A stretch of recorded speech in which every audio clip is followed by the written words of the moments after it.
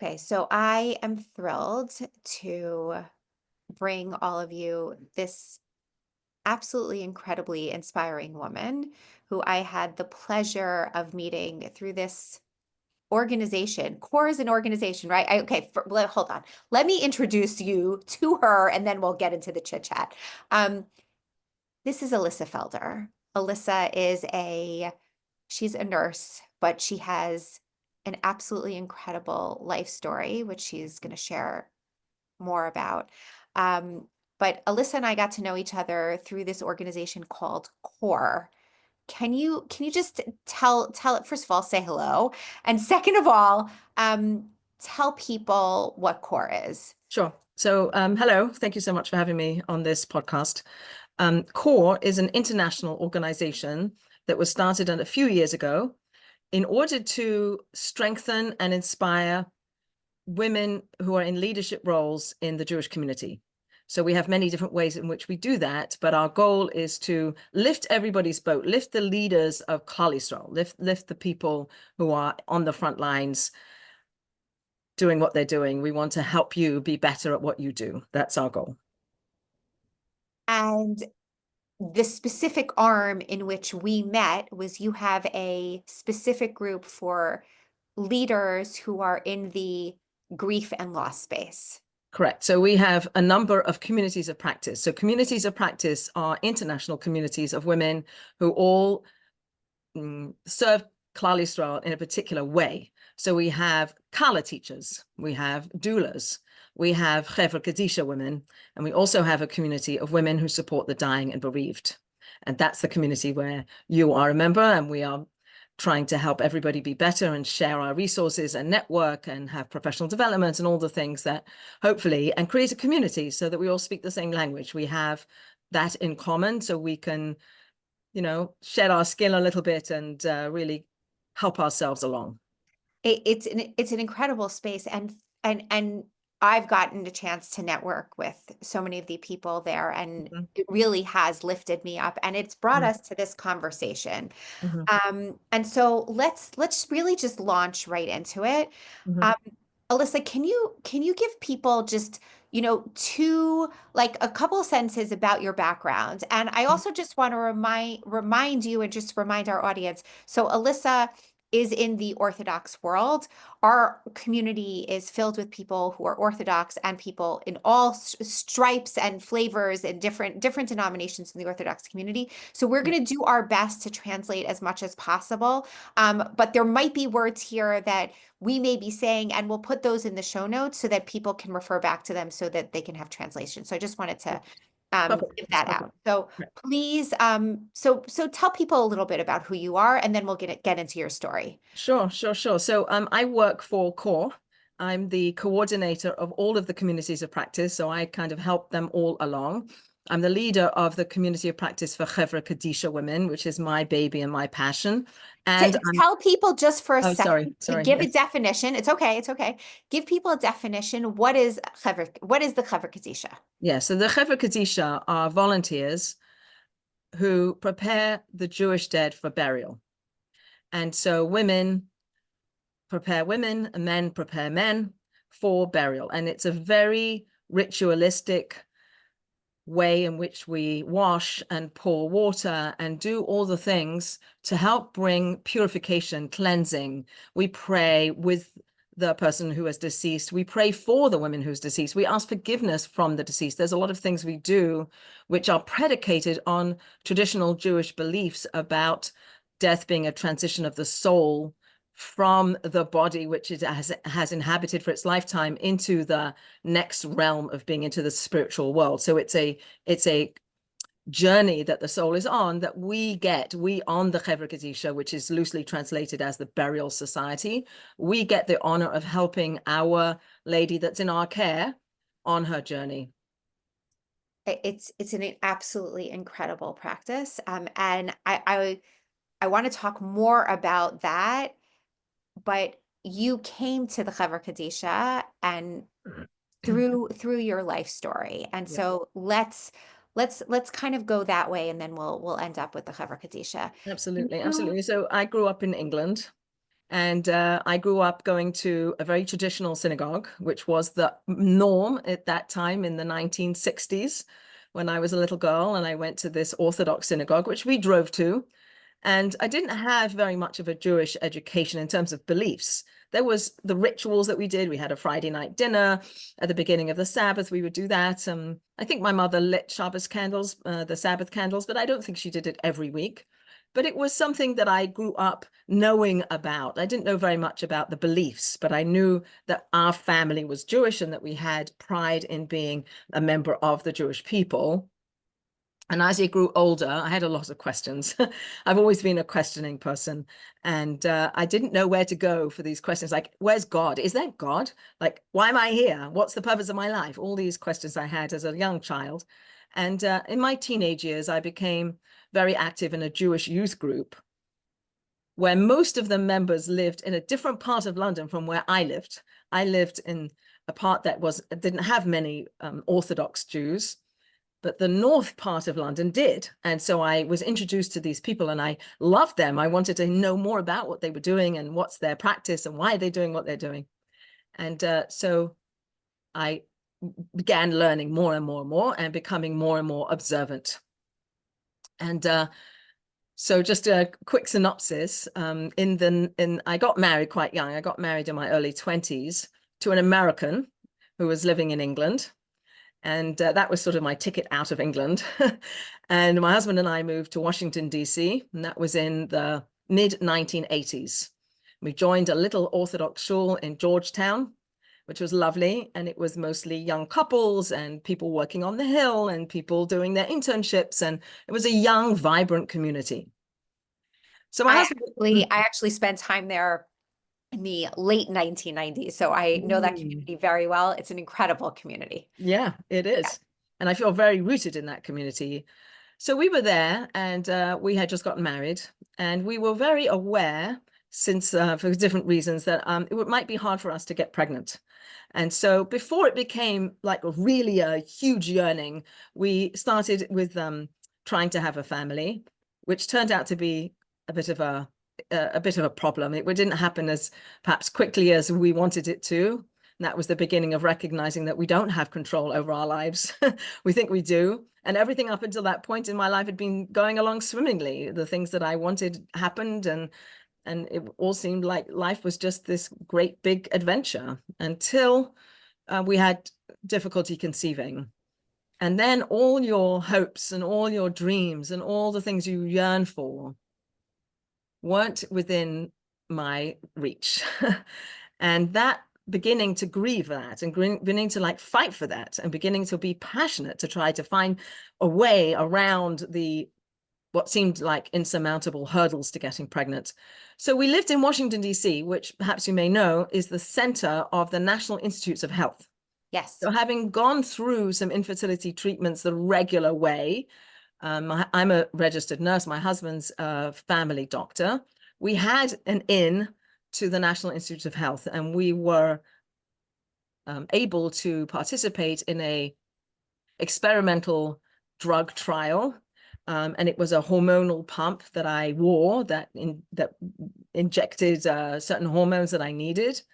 And I wore that and I was under the treatment of the National Health Institutes of Health. And after not so long, I actually got pregnant, Wow. which was very exciting. This was very exciting. Okay, put the house behind. Here we go. Wonderful. Life's great again. And And can I ask, do you remember how long it was from the time you got married to that moment in time? yeah, that was about 4 years. Okay. That was about 4 years, and it's grueling for anybody who Absolutely. has experienced that. Every month it's an up and down. You get hopeful and you're anticipating a result that maybe isn't the result that ends up being the way it is, and you're dashed. Your hopes are dashed every month or whatever it is, and you like how do I move forward and how do I get what I want and why aren't I a mother and does God not want me to be a mother? I sort of injected theological teachings into this, like was I able, was this something in God's plan that I couldn't have children?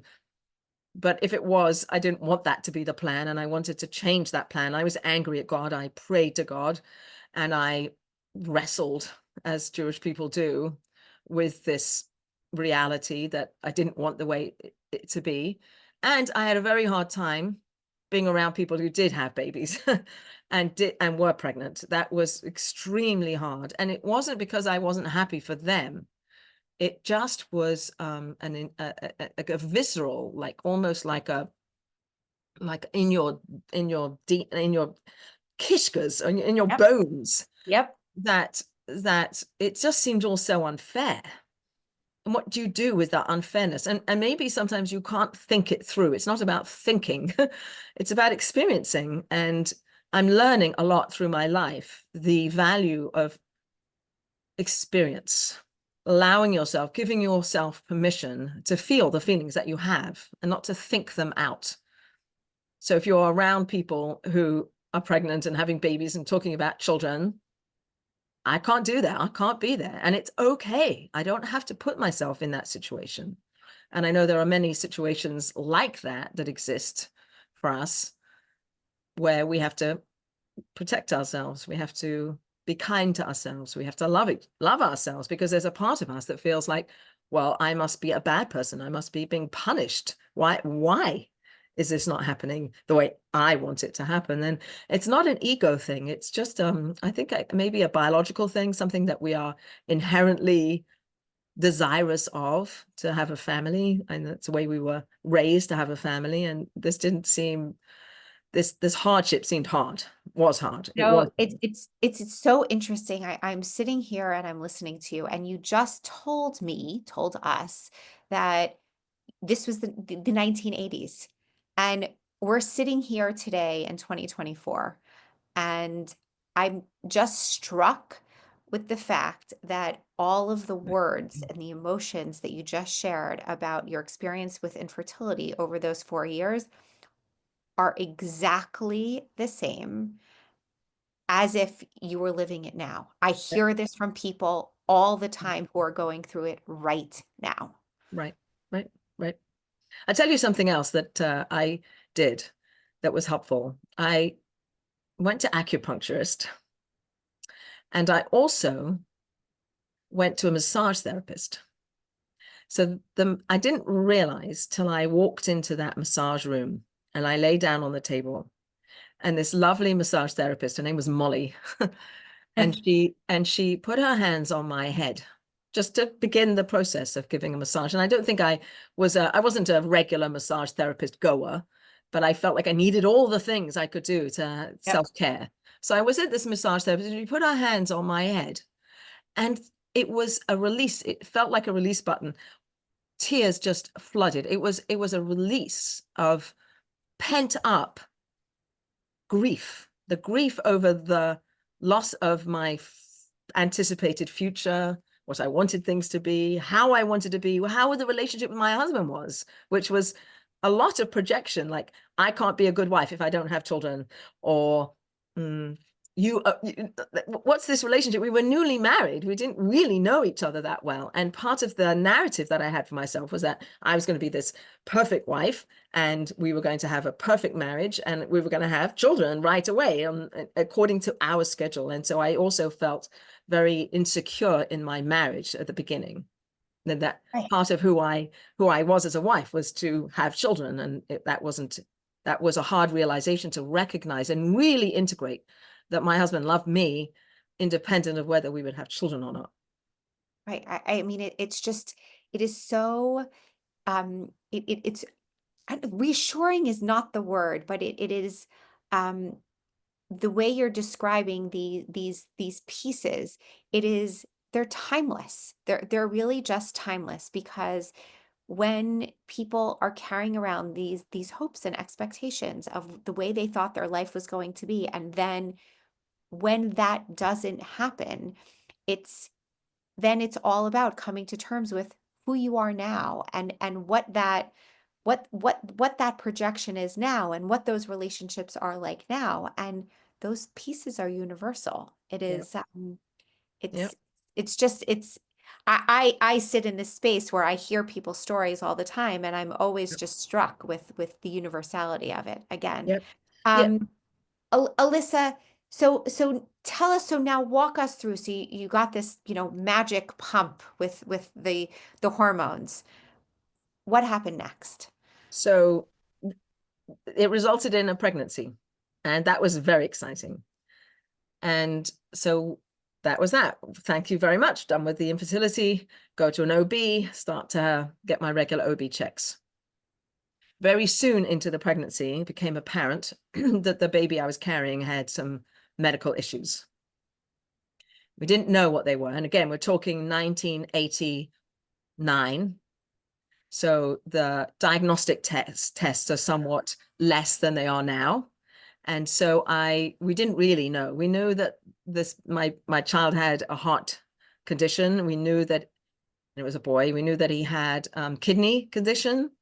And then every scan was another revelation or another unknown. Oh, his head looks a little bit small. Oh, we're not sure about this. We're not sure about that. Oh, he's not growing at the right rate. All the things like, oh, it's like, after all that, like, can't we just have a baby and be done, Gosh. And Yeah, so, exactly. and the diagnostic tests weren't as advanced as they are today. And I don't even know whether they could have diagnosed everything and whether it really mattered. But there was such an unknown, like what's coming? What will we have to deal with? What will this baby look like? And again, the dashed hopes. Okay, we had the pregnancy, but we wanted a healthy pregnancy. We wanted a baby to come out that was going to be normal and healthy and grow up and be a person and all the things. So our little Sam was born on time. He, came out. He was little, and he had immediately, they started to test him and look at him and all the things that you do. And I wanted to bond with this baby, but yeah, on some level, maybe I didn't want to bond with this baby. Like, I was very scared, and I was young. I was in my mid-20s, 26 years old. I was 26 years old, and heart condition, kidney condition, webbing between the fingers, webbing Oh, around the neck. Genetics comes in, and they know that my husband and I are medical people. So they start using medical jargon, which is just awful because we're in that space. We're mom and dad. We're not right. doctor and nurse. So don't use these, oh, your child is dysmorphic. Thank you very much. That's not helpful. Yeah. And Yeah. so again, grappling with the reality. I have to accept this reality. What is this reality? I don't even know what the reality is. A friend of mine, the rabbi came to visit us, and he said, if you don't love this baby, who will? Oh, wow. Whoa, that was a game changer for me. That was a reframe.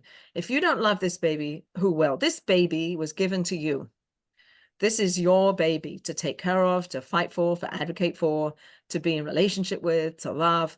And then all the things, this is where I remember it. Again, obviously it's like a long time ago, 33 years ago, but my memory of it was, okay, this is full, I'm in 100% and more. Warrior mom, I'm going to go, I'm going to advocate for him. He's going to be great. He's going to be fixed. He's going to be all the things I dreamed of. He was going to be those things or not, who knows, but I was in that mode. So he comes home and we start to take care of him. But actually, he went to the ICU, whatever. Anyway, after a Yeah. little bit, he came home, and I don't think he was in the hospital that long. I don't really remember, but he came home and he was sweet. He was just a sweet little soul in a little body. And his little body grew, but it didn't grow as at the rate that the doctors wanted him to. And his life, it consisted of a lot of doctor's appointments, cardiologists and endocrinologists and geneticists and kidney people and all the people that want to poke and prod, and I'm holding this baby and I'm saying I love you, I love you, I love you, and I'm so sorry they're doing this to you, and I don't want them to do this to you, but it's for the better, it's for the good, it's going to be fine, you're going to be great, you're going to grow up, you're going to be all the things. And that was the summer of 1989. He was born in June. And we tried to be normal. We took him everywhere we went. We went to the movies. We took him with us. We went to a party. We took him with us. We wanted him surrounded by us and love and joy. And we took care of him and we loved him and we smiled at him and we kissed him and we sang to him and we did all the things that we did to him until the doctor said, again, 1989, don't have all the diagnostic tests we have today. The next thing we have to do, because he's not growing and his heart looks like it's the biggest issue, we need to do open heart surgery, We need to go in there and take a look, and then we can fix him. Okay, great. We'll do open heart surgery, whatever we have to do, we have to do. Took Sam in. It was right after all the Jewish holidays, so we're getting close to the anniversary of his death now. Oh, just gave it away. Anyway, so he went in for surgery in the hope, great hope. And it didn't occur to me that there would be any other outcome than he would come out the other side and we'd deal with all the things. The surgery went on and on and on, hours and hours and hours and hours and hours. And we're sitting, and I want to just say here, my husband and I are sitting in the waiting room of the Children's Hospital in Washington, D.C. So it's my husband and I and all the other people waiting for their babies or children. And a friend of ours took the day off work and he sat with us in the hospital the whole day. Wow. Like, I don't even know how people know how to do stuff like that. And when I was in my 20s, it would never have occurred to me to take a day off work and come and sit with somebody, which I have Wow. had since the opportunity to do. But I learned it from this person. And he sat with us in the hospital the whole day. Doctors came out, well, we're not sure, we're going to try this, we're going to try that. And he was drawing pictures of the heart, so that he didn't have 4 chambers and all the different things. The details aren't really important. And I looked at him and I said, is Sam still alive? And you could see on his face, how's he going to tell this young couple that their baby died on the operating table? And that was like a door slammed in my face. Like I ran into a brick wall. Like I was crushed beyond anything I had ever experienced. The dashed hopes of infertility, the dashed hopes of a healthy baby, but the death of my baby after 4.5 months, that's not okay.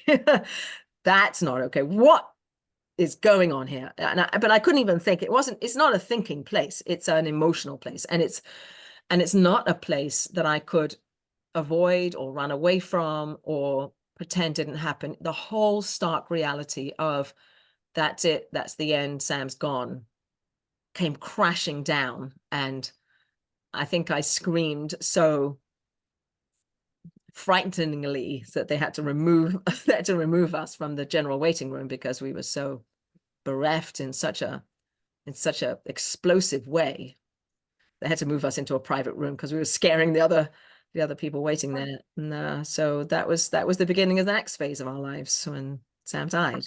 I mean, there was never an indication. You brought him in, and there was never an indication or a thought that he might not make it out. That was never this. It was a total shock, To me, it was a total shock. I mean, people can say all sorts of things to you, right? right? Did you think about that? Didn't it cross your mind? I didn't face death up close and personal like this ever before. So it wasn't on my radar. I mean, maybe you could look back and say, well, yeah, it's so many different things and da da da. It didn't occur to me that he would die. And I didn't even know what death was. So the whole thing was just a black hole that I had just got sucked into in a flash, in a moment, in that blink of an eye, from one moment of hope and yearning and desire for the future of Sam, who's whatever he was going to be, to nothingness, like nothingness. I felt like I just got swallowed up by nothingness. And like, what am I going to do now? Like, how do I don't even know how to get up from this. I don't have a roadmap. I don't have any idea what to do now. So tell me about the next days, weeks, months. What was that like? Yeah. Well, it's a little bit of a black hole. We went home. This person who had stayed in the hospital with us, I guess, called the rabbi and called the shul, the synagogue, and took us home. I don't really remember. It was all very blurry. You're not operating normally. We went back to our apartment. I remember walking into the apartment building, and there was a woman at the front desk, and she was a regular woman at the front desk, always there. She was always there. And I go for walks with Sam and I'd wave at her and she'd come and say hello to him. And we had this, passing relationship. And when my husband and I walked into the apartment building and she's at the desk and she saw that the looks on our, whatever she saw, she got it. And I remember the look on her face. And actually it was comforting. Like Wow. the world isn't the same anymore. there's a big rip that just happened in my life, in my husband's life, in our family's life, but it was a rip in the universe. And the fact that this somewhat random stranger person Yeah. also was shocked and uh, communicated that shock on the look of her face. And again, there's no words here. It's not, I'm not looking for words. I'm looking for other people to recognize the rip. And she did. And it was actually helpful that again, we exuded the immediacy of our loss. That's what kind of came out of every pore was we came home without a baby, and we went up to our apartment and all his stuff was there. Like, and he was 4.5 months old.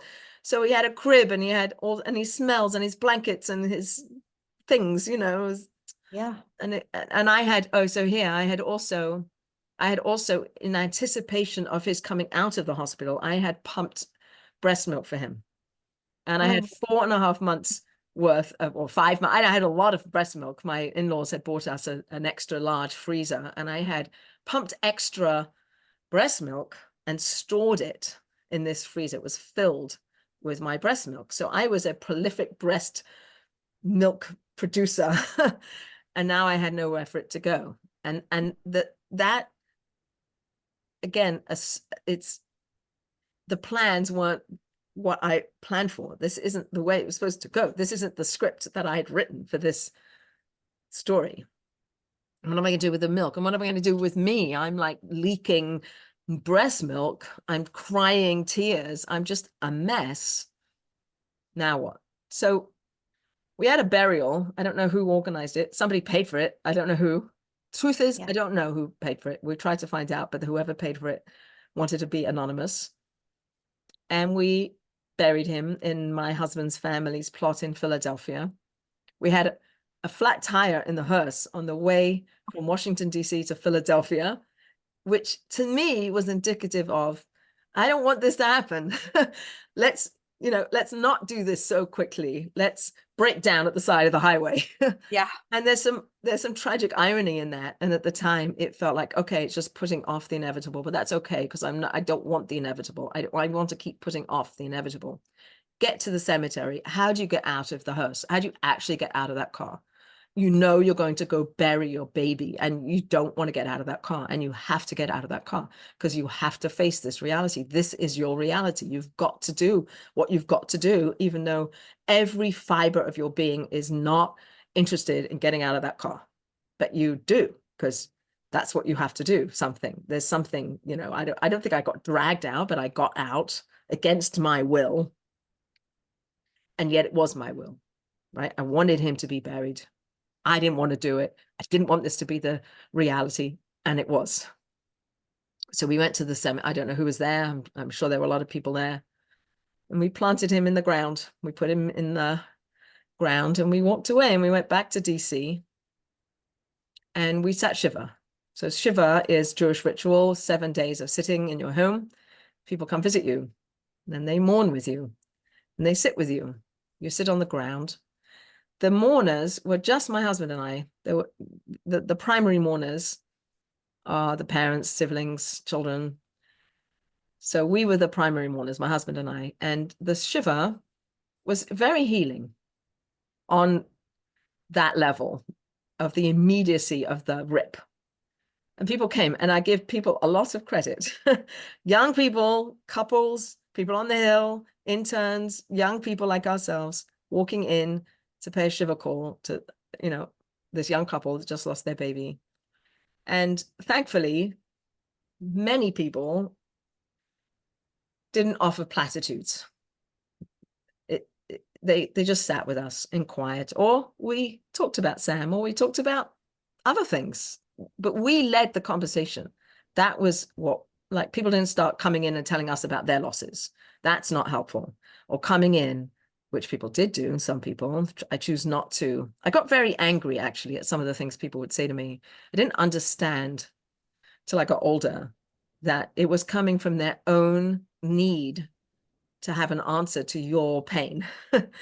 So they come in and say, oh, you'll have other children, because they need to feel better, because they can't face your pain that maybe you won't have other children. So they sugarcoat it. I'm so sorry for your loss, but I'm sure you'll have other children. Well, maybe I won't have other children. I just had 4 years of infertility. Maybe I won't have other children, is what's going on in my head as people are saying Of things like that. course. Or, oh, it's all for the best.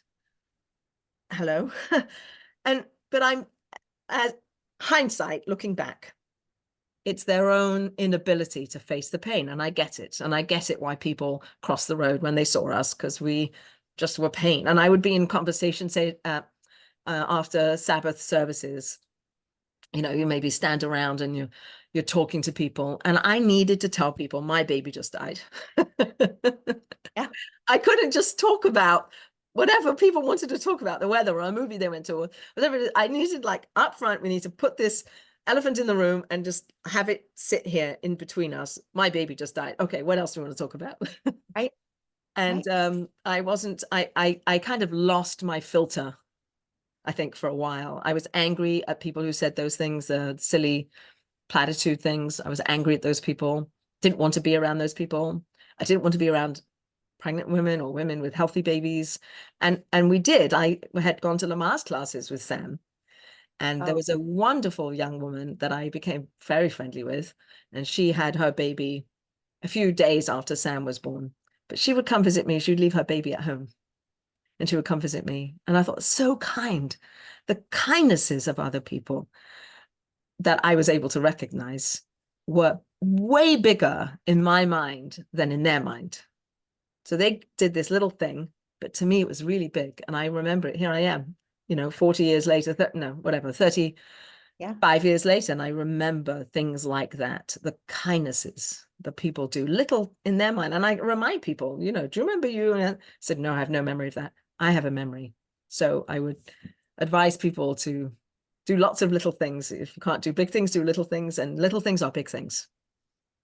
And the importance of showing up. I mean, in the two moments that that you highlighted, just even in this conversation, right? You said of the person who took time off of work and the person who left their baby at home and came to see you. Like, these are people who actively took time out of their lives because they could. Let's call it what it is, because they could. They lived locally, they weren't across the country or across the world, but they showed up. Mhm. Yep. Yep. When Sam was Sam, in my mind, Sam was beautiful. As I had mentioned, the geneticist described him as dysmorphic, meaning that he wasn't a normal looking baby. And I remember asking a friend of mine, do you think Sam looks odd? And she said, he's perfect. Oh, And she didn't say, yes, he's a bit odd looking or anything else. It was, again, a perfect answer to an imperfect question, because there was no really a right answer to that question. But I needed to live in that space of Sam's great and beautiful, and he's going to be awesome. And now, here I am, 35 years later. Sam, in my mind, was a bright, shining soul with a body that was created, incapable of housing him, that soul. And he was destined to die. And I was chosen. There's a Jewish legend that says that the souls, before they come into the world, they get to pick who their parents are and where and what life they'll live. And so on some level, I believe Sam chose us. And I feel 35 years later, very blessed to have been his mother through all the pain and challenges. And it created me. It changed my life. That was before Sam, and then there was after Sam. yeah. And I like to think that he played a great role in helping my husband and I and many others be the people that they are because of what he did in the world and how he was in the world and what he represented for us. Absolutely. Look, there's this interesting concept of, turning pain into purpose. Yeah. But there's also this idea that I think, uh, or not even idea, there's this, like, another platitude that people say often into during times of pain, like, oh, well, don't worry, you'll eventually, as they said to you, like, you'll eventually have others, or you'll have Yep. another child, or upon reflection, people sometimes say things like, well, you created this beautiful thing for you. It was your the Chaver Kadisha, and we're going to talk about that in a second. Or for me, people say things to me like, "Oh, well, you now created this beautiful organization. Mm, That's the reason why you had to go through all that pain." mm. I'm Yeah. curious what you have to say about that. Yeah. I mean, I think it goes back to what we said earlier, which is that it's hard for people to sit in the proverbial pit with somebody else in their pain and not find a way to explain it. And so rather than saying, I'm sure this is really hard for you, and I'm so sorry this is happening to you, they want to find a reason why. And I've come to a point where I have no idea why. And I'm a person of faith and belief, and I believe that there is a divine power in the world, and that the divine power is intimately in relationship to all of us, all people, and the whole world, that the whole world is infused with godliness, and that these things are not happenstance. They happen for a reason. And I wouldn't presume to know what somebody else's pain and suffering, what the reason is. That I can come to my own conclusions for myself, which I do, and still have a caveat that I don't know. I can say I have now become involved in various things that I feel are meaningful to my life. I've learned how to sit with other people, or I've learned how to be the person I am because of Sam, but I don't know if that's the reason why. No, I have no idea. I have no idea. But I do feel like I want to find some meaning. I think that there is, yeah, it is. I think for those of us that can, right? For those of us that have the capacity, Yeah, because there are many people that you and I both know who yeah, are still very much immersed in their pain, and they can't see their way out of it yet. right, I'm a person of hope, right, so I always say yet, and right. we hope that at some point they come to that place as well. Yeah. It's a journey, isn't it? It's Yeah. all a journey. It's a journey of self-discovery, a journey of I heard somebody once say that grief is that something about there was something really nice about grief being a way to learn about yourself, to be alive. There's something that the grief, it just rips you open, right? It opens up your heart. You're just shattered. But in that shatteredness, there's a vitality. I don't quite know how to describe it. That the intensity of the feeling is so intense that Yes. that it kind of, on some level, I think it woke me up. Now I'll speak personally, because I don't know other people experience, and everybody experiences. They say grief is like a snowflake, and everybody experiences grief differently, and there's lots of different kinds of grief. My loss shattered my heart and opened me up, and when I go back into that place, which I sometimes do, I want to use it as a vehicle for closer and more intimate relationship with people who are able to receive that. That makes Look, sense. right. I that's what makes you uniquely you, which Mm, is, I mean, absolutely incredible. And I think my guess is, and I want to hear a little bit more about it. My guess is that might have been some of the impetus for you to start the Chavar Kadisha and mm, to sort of turning that pain into purpose and using it as a way yeah. to, bring you into the next piece of your life. Can you share a little bit more about that? And the different people that you've been able to envelop in this beauty and the warmth and also and holding them in their pain over the Mm. course of your life. Well, that's a lot of question there. There are a lot of questions you asked me there. Um, very shortly after Sam died, I don't exactly remember when, maybe during Shiva, a very dear friend came to me and she said, we prepared Sam for burial. So this was somebody who knew Sam in life. And now she's telling me that she prepared him for burial. Again, what? What are you talking about? I don't know anything about this. Like, don't you just put them in the coffin and put them in the Right. ground?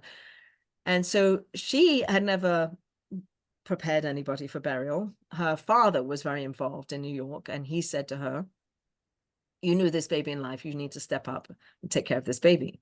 So I think there were maybe 6 or 7 women from the community who washed Sam, prepared him for burial. was very comforting to me to know that these women that I knew, that knew Sam, that I loved, and I love them way more now because they did this wonderful, wonderful, wonderful, what seems to me just almost, how do you even do that? Again, how do you do that? They took care of him, and I wanted to know more about it, but it took me a while. It wasn't right away. Maybe 10 years later, I felt like, okay, I'm a nurse. I can do this. I want to know more about this. And so I volunteered at our local burial society, and I've been preparing women for burial ever since.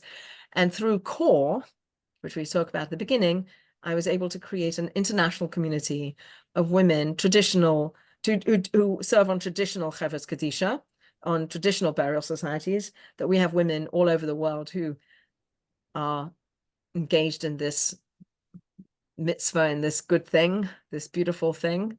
And it's very comforting to know, and maybe another podcast, I don't think we have time to go into it, but what we do in that space, and how we wash and love and pray and are so respectful and so dignified and all of that. And it's become a very big part of my life. And I feel like it's something that I came to because of Sam, because of him, or because of the friends who shared with me. Many people don't share that they have prepared people for burial. And so very sadly, so I thank God I do have other children. And one of my daughters had twins who were born at very young. They were born at 26 weeks gestational age. And they went into the NICU, and they were very little. And they were up and down, oxygen and this and that and feedings. And so 3 months later, it was a little girl, little boy. 3 months later, Leora, little girl, she got an infection and she died. 3-month-old baby, like, wait, we just did this. Didn't my husband and I do this for our family for all time? This shouldn't be happening. And yet it was happening, and it was happening to my kids, to my daughter and her husband. And they still had the other twin who was doing well. And he came home a few days later. But to watch my daughter and her husband grieve their baby was a little surreal, and it was a little reminiscent. And it was just, I don't quite have the words. And I asked my daughter, can I wash Leora? Can I be involved in preparing her for her being planted back into the earth? And she said, do you, Mom? And that experience of washing little Leora, that will always stay with me, through the tears, through the heartache, through the head, through all the things. Again, you get out of the hearse and you go bury your child because you have to. I offer to wash Leora because I can. And who better to wash her and prepare her for her burial than her grandmother?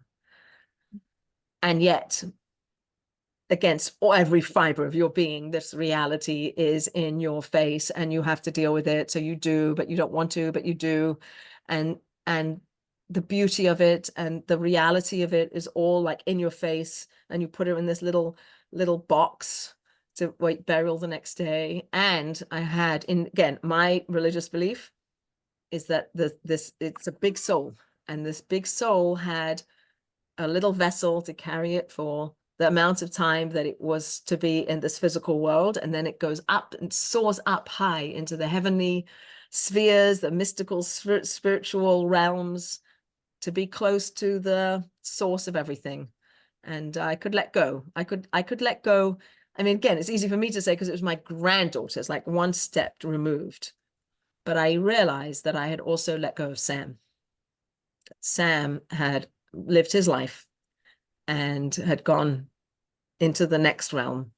And traditionally, we believe that there will be a coming back together of bodies and souls and the living from the dead, and we'll all see each other one day at the end of days. That's part of traditional Jewish belief, and I believe that. So in this murky world we live in, with all the cuts off and all the struggles and challenges and pains, and we'll just do the best we can. Just one foot in front of the other and do the best we can and love each other and hold each other and be as present as possible and see each other. And grief, again, I really struggle with grief, but we all struggle with grief. I don't think there's anyone on this planet who gets through life without grief. And can we use that?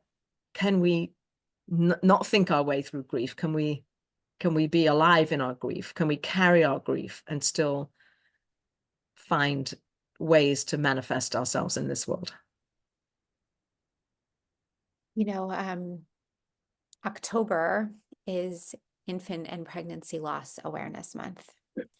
And there is so much that people share about different aspects of this world, right? There are different kinds of losses of babies, whether it's from an ectopic pregnancy, a miscarriage, a stillbirth, a termination, an infant death. There are so many different kinds of losses, but the grief is the universal piece. It's this is a person. This was the hope, the expectation, the thoughts of the dreams of what the possibilities of what this life was going to be in a little body growing into a bigger body with the same soul. And so much of what the pain is about everything you've been speaking of these dreams that you thought this little life was going to have, and then how to carry that forward into the rest of your life. I guess my last question to you is, as you sit here now today and reflecting back in all of the pieces that you've been able to go through and putting into place other spaces and other practices and teachings that have helped you and others. I think, you know, how do you sit here now and with all of the different experiences that you've had, reflecting back and then talking now to people who you do and you manage and you try to give them chizuk, for people who are sitting with this pain now, what is your advice to them? What's my advice to them? To them. I think you have to be kind to yourself. I think you have to give yourself permission to feel what you feel and not shoulds. There's a lot of shoulds in our inner mind, mine anyway. I should be better. I should be this. I should be that. No, I'm not. I'm not. Okay, fine. So that's fine. Be kind to yourself. Give yourself permission to feel what you're feeling. And Dr. Edith Eva Eger, who was a survivor of the Holocaust, she has a great term which I like to share, which is expression is the antidote to depression. And for me, that worked. It doesn't work for everybody. I know that. I really do. But if you can find ways to express your grief, and it could be through talking it out with somebody who can listen to you without the platitudes, listen and hear you. I think there's another saying, like when you share your grief, it's a little bit less burdensome. To be alone in your grief, I think is a very hard place to be. If we can find one person or many people to talk to. And for me also, I'm a religious Jewish woman, so I look to God, the same God that brought Sam, took Sam. And you know how I'm feeling, and you know what I'm feeling. And my husband doesn't know what I'm feeling, and nobody knows what I'm feeling. But I think God knows what we're feeling. And if we can share it with God in prayer, in crying, I cannot. We're a culture that doesn't want to cry. I think crying is like the best thing ever. It's our soul sweating. It's the tears that bathe us, that cleanse us, the tears that we believe, again from the Psalms, that the tears get held by God. God is in our sorrow, not divorced from our sorrow, not punishing us. God's with us, loving us and crying with us. And that softens the edges of feeling punished, feeling bad, feeling dirty, all the things that perhaps come with the grief that you have, and to recognize that the grief, often the intensity of the grief is the intensity of your love. You love, like there was I mean, I love my husband. I loved Sam.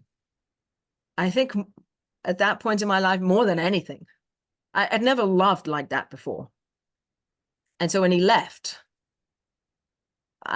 that love just was so intense. Where does it go? And it went into grief, and it went inwards. And my journey, which maybe could be your journey, other people's journey, is like, let it out. Go to the acupuncture, go to the massage, let somebody massage your head and give you and tell you you're beautiful and you're loved and you didn't do anything that you're being punished for. It's not, God doesn't zap us. God loves us. And recognize that that love is still a definition of who you are. And if that love isn't going to be showered upon this particular baby or any baby, it can be showered on other people, other ways to live our lives, that we don't stop loving. Find ways to express that love that are safe, because you don't want to get hurt again. And you might get hurt again. And I think when my daughter's baby died, it was a projected loss. Like, oh, I can't stop you from feeling this. I can't stop you from feeling this. As much as I want to shield you from the vicissitudes of life and all the things, you got to go through this journey. For some reason, you have to go through this journey. But maybe when you, my daughter, know that your parents survived and thrived, that could be strengthening for you. And maybe when your listeners listen to other people's stories, that they can have some inspiration from that, and recognizing that it shifts and it's not the end. There's a saying that it's all going to be fine. It's all going to be good in the end. And if it's not good, it's not the end. I don't know, that on some level that works for me. We do live in a world where it's not good and it doesn't feel good. It doesn't feel good. So what do we do? How do we shift it? There are amazing grief therapists out there. Rachel Goldberg Polin, when her son Hirsch died, she stands at his grave and she says, with all the courage of a courageous woman, she says, don't leave me. The community that looked after me, that fed us, that were holding our hands through this whole ordeal. Now that Hirsch is dead, we need you even more. Don't leave us. We need you. What courage to recognize how vulnerable we are and how much we need other people, and we need other people. So even if it's one person, we need, I believe everybody has their own snowflake of grief. But I would suggest that sharing and expressing can be a very cathartic part of the journey. I'm so thankful to you for being here and for sharing your wisdom and your life experience and sharing your grief It is certainly, it is going to be an episode that so many people come back to as they listen to your voice and the echoes of your experiences over the last 30 plus years, and how grief and pain are things that you carry with you, but that they don't need to be heavy boulders. They can be things that propel you forward. And by sharing, exactly as you said, by sharing, it makes it a little bit lighter. And time. Yeah. Without question. Like you're not gonna, in the early days, I didn't want to hear anything, nothing. I Yep. couldn't process anything, what people were saying to me, all the wisdom that people might have for me. So, when you're ready, take that next step. Elissa, Hmm. thank you Thank you. Thank you so much. so much. Good.